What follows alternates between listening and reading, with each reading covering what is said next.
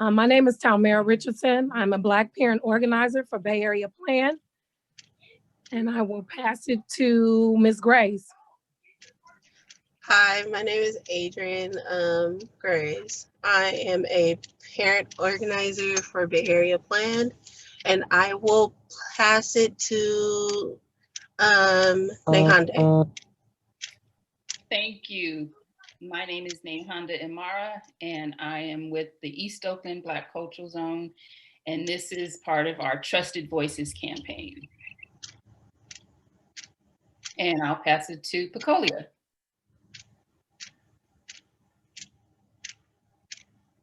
Hi, everyone. My name is Pecolia Manigo, and I'm the Executive Director of Bay Area Plan, and we're really thrilled to be part of the Black Cultural Zone's Trusted Voices campaign.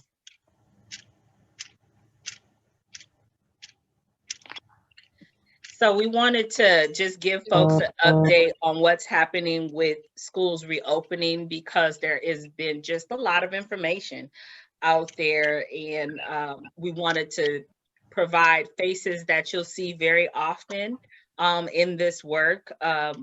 Plan is been very active in advocating for keeping our kids safe in Oakland and Alameda County and across the Bay Area. And so we just really wanted to highlight some of those themes around what parents have the right to do, as well as just address some of the concerns that are real about COVID-19 and reopening schools. So, you know, just to kick it off, like Adrian, you're a parent in Oakland Unified School District. You have children who are doing distance learning. How has it been going?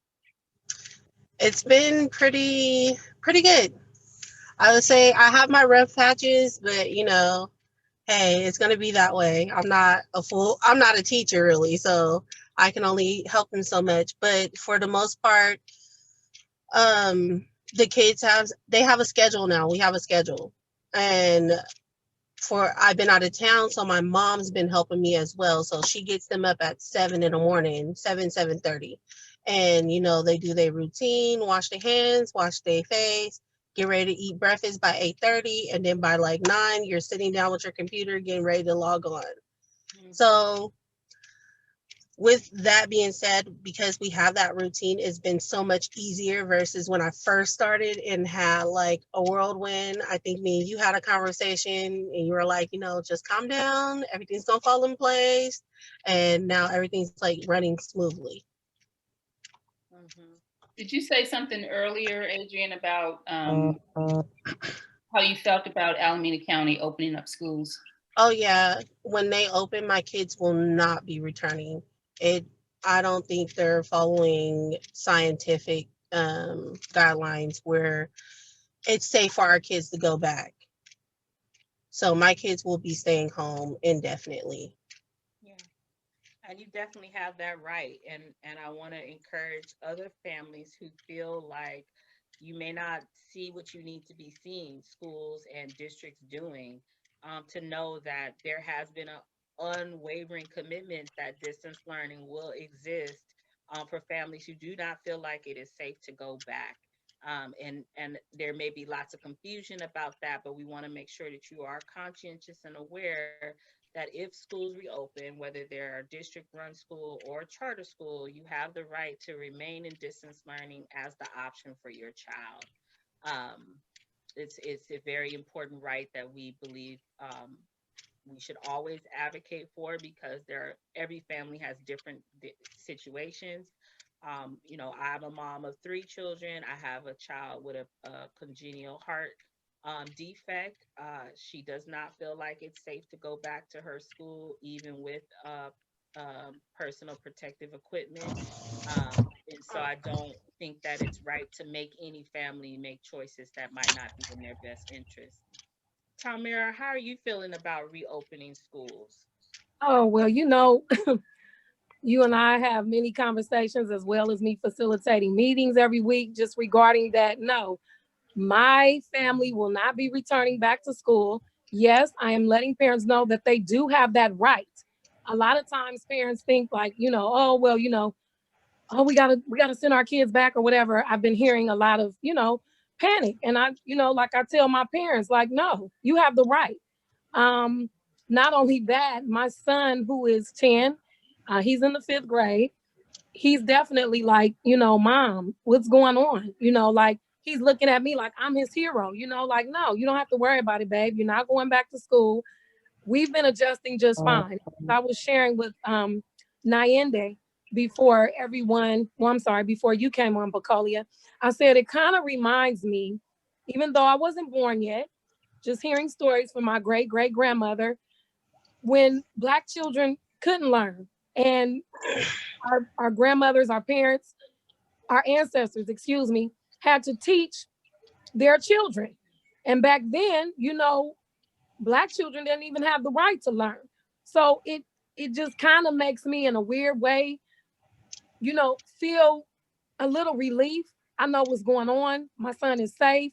I mean, we all know that the sterilization of the schools wasn't, on point before COVID. So no, my son will not be going back. I will continue to advocate for my parents, let them know that you do have the right. I have a lot of parents even saying they're down with signing a petition to, they're down to picket in the streets, but they will not be sending their children back to school for that reason. I have another parent that even said too that aren't we go by the CDC guidelines? I haven't heard anything from CDC saying that schools should reopen. So that's where we're at with that. Yeah. No, we will not be going back to schools. Thank you. Yeah. So Go ahead.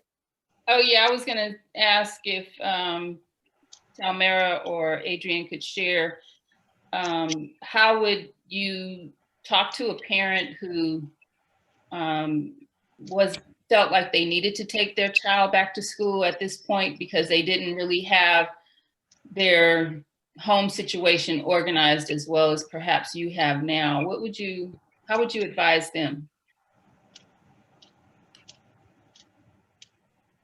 You said myself or Ms. Graves?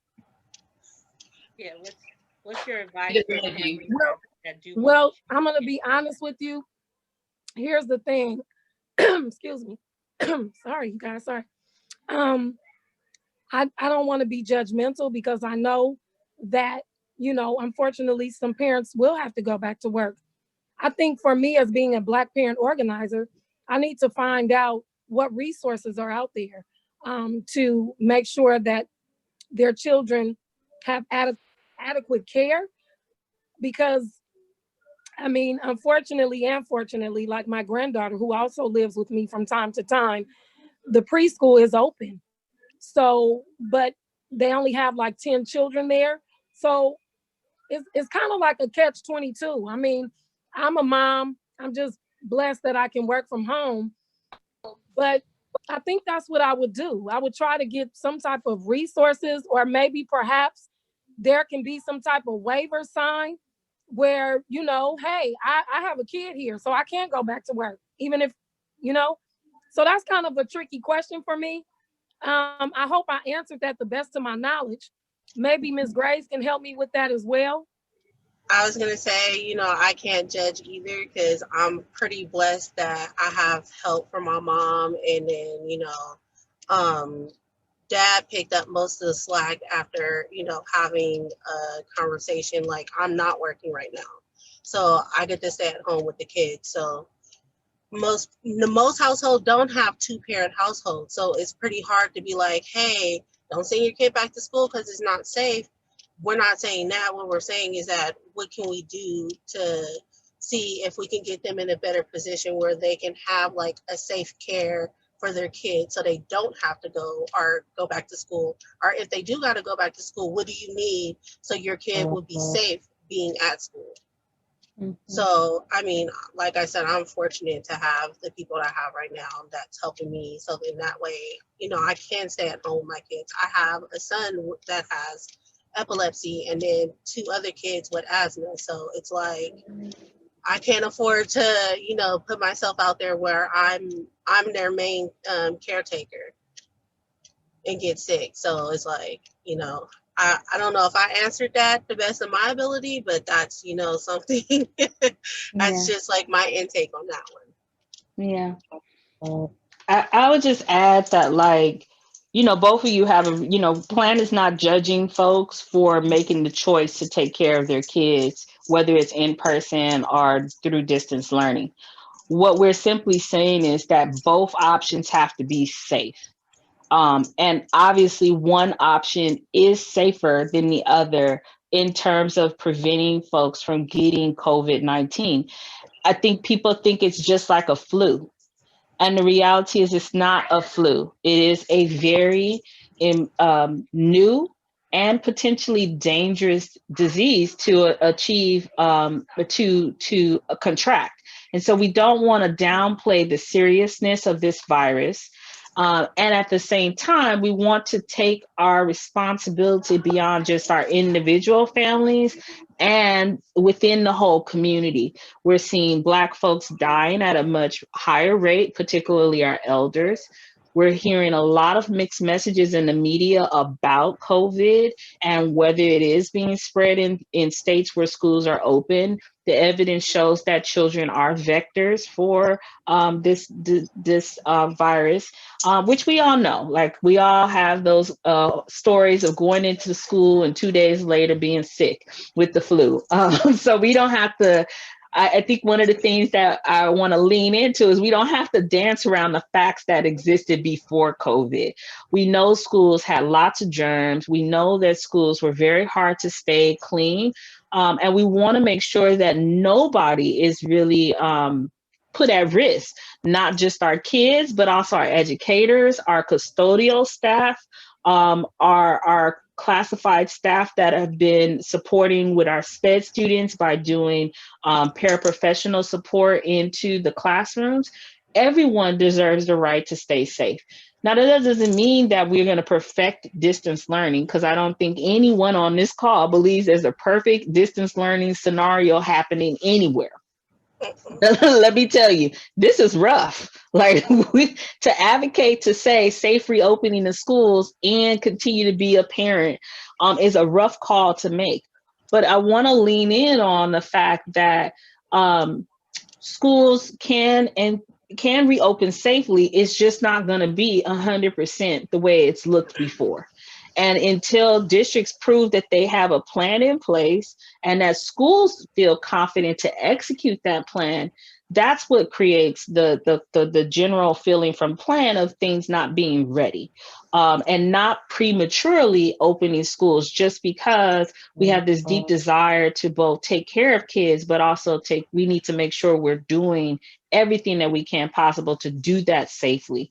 Now in Oakland, there's the learning hubs. We don't tend to see a lot of information out there about them, but there are opportunities for families who are really needing in-person care for their kids. And we invite folks, and we'll probably have to link those things in the video later, to check those resources out for those who really do need that.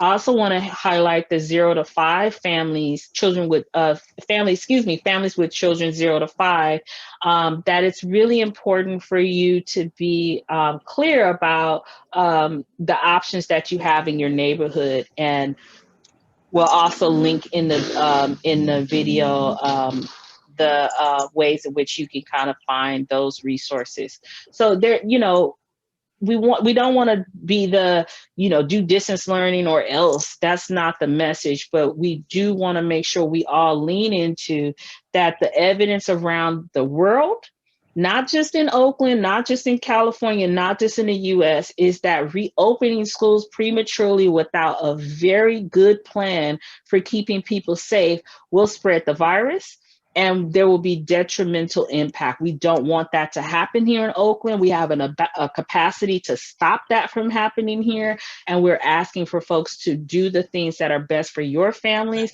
and for the collective good. We want to make sure that COVID is not a 5-year journey. Comment on a couple of things you said and then ask. Yeah. What you said is really, really important, that plan is not advocating that you don't go back to school or you stay home. You're advocating for safety of our children and our families. And when you talk about that, we know that children are vectors for this virus. and you gave the example of when we get a cold or when we catch the flu because we've been in an environment where there are children. It just gave me an image in my mind of, you know, children being in school at this time without those safety measures, and then coming home, because a lot of our kids are being raised by grandparents, and bringing that into the house without knowing that before I touch anything, I have to wash my hands. And even if the school had you wash your hands before you leave, there's still a trek between the house and the school. And so it makes you think about that the school and families and parents should have already had a deeper connection, because then this issue we could perhaps be ahead of it, a little bit ahead of it right now, because the schools where our children spend a lot of their time don't necessarily have good relationships with what's going on in the household. And so what I'd like you to talk about is, what does it mean for the school to be safe? What would those criteria be? And then also, what would be safe if you keep your children at home? So what are those things that people need to be aware of that means that we're keeping our kids safe, whether they're going back to school or whether they're staying home? Yeah, good questions. So safe at school. So this is what the World Health Organization, as well as the CDC, recommended in the reopening plans. Number one, that you limit children into cohorts. So you have a cohort of children that are interacting with each other and only with each other, and that there's not cross cohort scenarios. So that's the first thing as far as organizing. Second thing is obviously keeping as much distance from kids in a classroom if a classroom is being used indoors. In the same conditions would apply outdoors, keeping kids 6 feet or more away from each other. As we are hearing, there is the reality that COVID is spread through air particles that are talking. Whether we see it or not, we often are dispersing particles out of our mouth, and that is what spreads COVID to others. And so the mask wearing for kids is also a very important thing, and not wearing a mask, the same mask day to day to day. So a cloth mask that can be washed and washed in the washing machine is necessary. So that would mean kids would need to have a cloth mask for each and every day of school, and families would have to have a way to wash that mask for the use for the next week. In addition to masks, obviously the hand sanitizer, ability to wash hands is the preference. Air ventilation in the school, and this is the big stickiest point of this all, is the actual physical school has to have sufficient air circulation in classrooms. And that is the place where I feel in Oakland is a very sticky point, because most of the low flatland schools do not necessarily have that air ventilation in place. We all know that because some of the schools, even in the summer, the heat would be going, or in the winter, the AC would be going. And so just having the air circulating in the school appropriately is a very big part of safety. The other thing is being ensured that testing can occur on a regular interval basis. And that is the evolving sticking point for in-person instruction, is how will both staff and children and families ensure that if spread is occurring, that it's caught, mitigated very quickly, and folks are notified. And as some of folks may have heard, the county has been really clear that that's a point that they still have to flush out within districts and within schools. That's a huge communication infrastructure that's necessary, because if your child's in a cohort where someone tested positive, that whole cohort would have to then be put out would not be able to be on the campus any further, and that cohort would need to quarantine for the 14 days. So those are the types of things when you start to think about what needs to be in place at an in-person school. it's a lot, right? It's not just a simple kids show up. It's making sure that kids are COVID free, making sure staff are COVID free, making sure there's safety equipment, personal protective equipment for folks to not transmit COVID, and then making sure the building is adequately ventilated. So that's in-person instruction. And that's just a high level, right, of what's necessary. When you get to the at home, obviously every child, regardless of whether they go to in-person or not, has to have a working computer for which they can get on to whatever software is being used by the teacher in their classrooms, whether that's Google Classroom, whether that's Zoom, or any of the other apps that we're hearing families being asked to learn, that they have a computer that they can get onto those things, that they also have a work area. So similar to have a student having a desk in a classroom, one of the biggest challenges we're hearing from families is, how do I create space for my kid to be in a classroom in the home? So, that's a big challenge for many families. And it could be as basic as having, the kid on the computer at the dining room table or the kitchen table, or creating a space on the coffee table in the living room, just some place where they can be able to concentrate.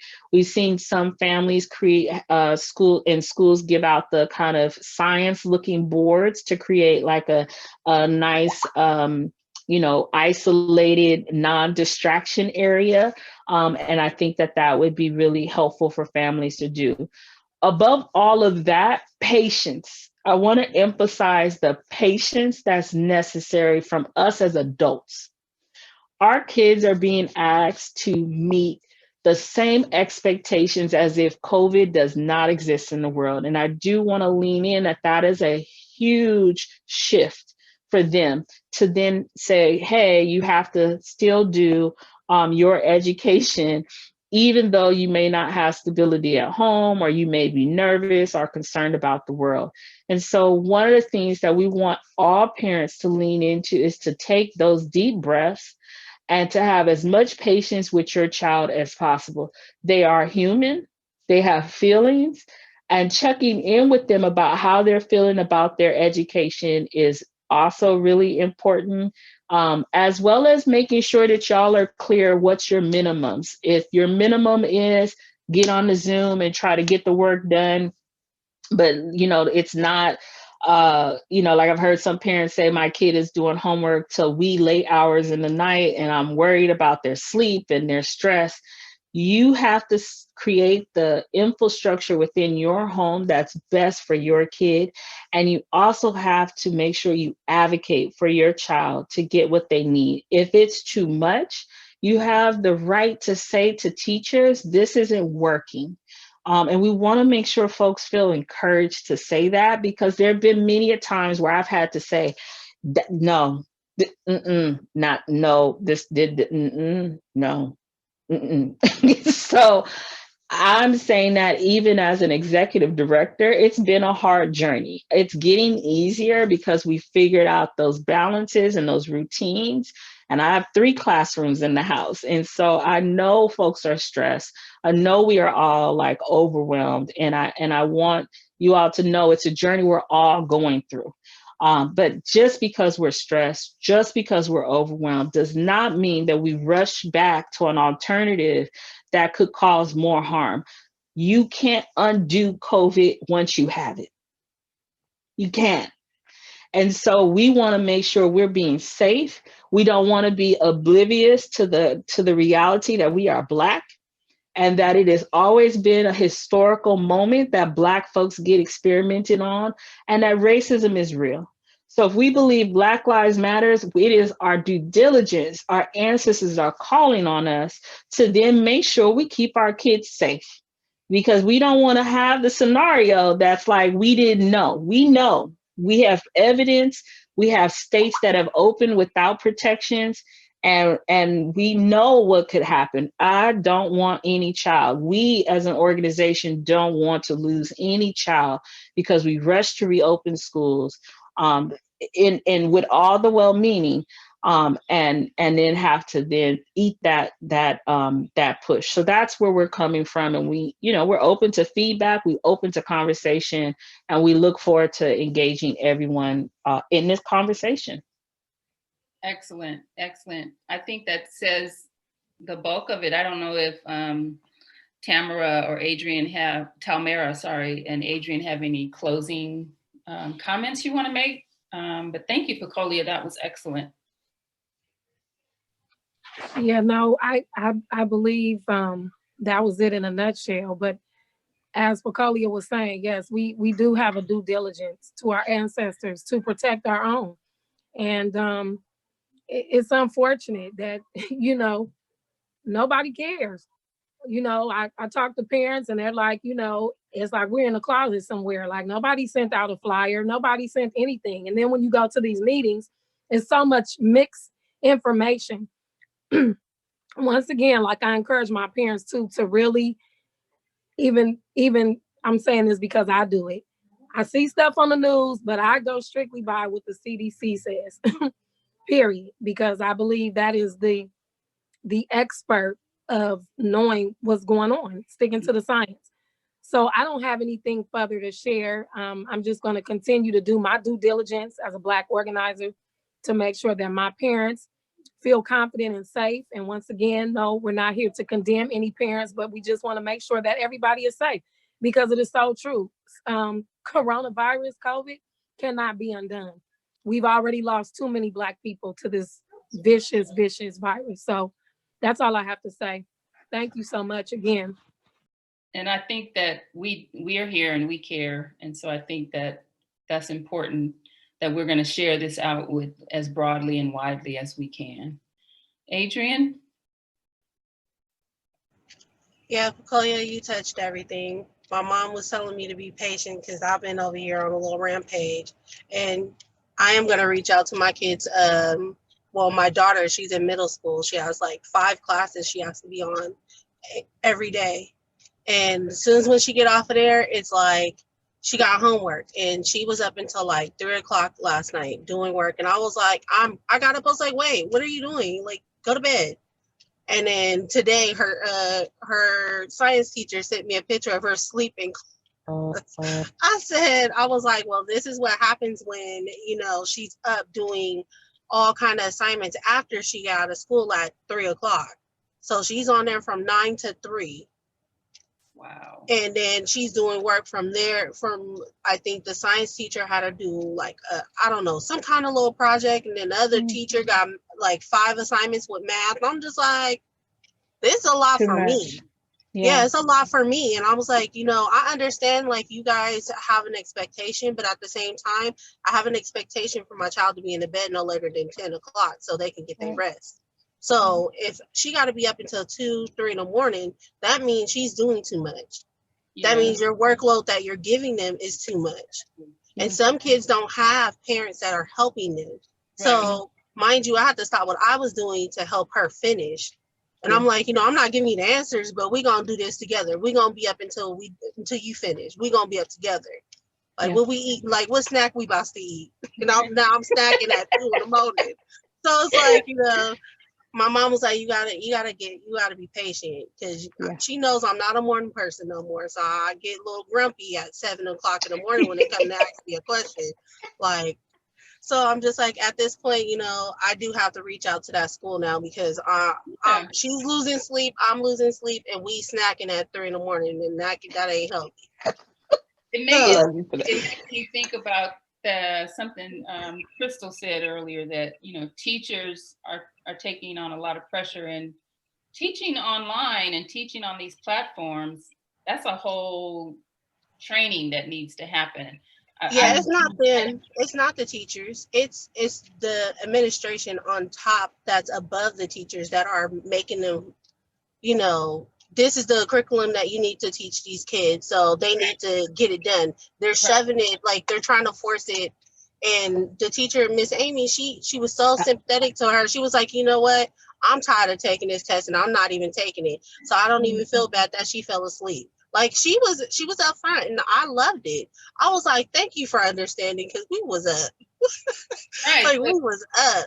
So the teachers also have something to advocate and to talk about. Mhm. Maybe we'll do a part 2 and have teachers talk about this, because I teach Merritt Community College, and I've always taught online classes as well as face-to-face. And when I had to learn how to teach online, it was a huge learning curve. And I feel comfortable doing it now. And so in my online class that I have now, students who think that we're teaching online just because it's COVID. I've been teaching online before COVID. And you have to think about, this assignment is going to take, for the student that needs the most support, how much time will it take? And that's how much time you give everybody to do that assignment. And don't just come up with, this curriculum that everybody should meet, because everybody has different learning styles and different Yeah. And so they've given her a little bit more time. They've given her a little bit more time because she's a hands-on learner more than like a visual learner, like with me. So I had to go do a little bit more extra for her, like go buy extra little learning tools and sit there with her like, hey, this is what we doing today. Because I need to learn this over again too, because the stuff they teaching y'all, I don't remember this. Like, I'm confused. So we gonna learn together. It's that new Common Code. We're gonna do a different video on that. I said I need to go. I guess I need to go sit in class with you, because it's all good. Thanks, Adrian. Thank you all. We will look forward to doing another video in the future, because we want to make sure trusted voices are heard, and that is why the Trusted Voices campaign exists. Talk to y'all soon, and leave comments